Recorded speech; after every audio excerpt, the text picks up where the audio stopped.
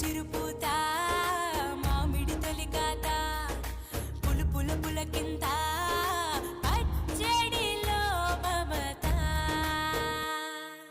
తీపి కారము పులుపు చేదులు ఉప్పు వగరులాగా ఈ జీవితం కష్ట సుఖముతో సాగేటి నావా అదే అదేగా ఉగాది మనకు బోధించే మంత్రం ఇదేగా మనిషి మనుగడకు ఆది అంత సూత్రం విళంబినామ సంవత్సరం విజయ పరంపర ప్రారంభం 6 రుచులతో అయిను ఆరంభం ఓ మనసుకు తెచ్చెను తరగని సంతోషం.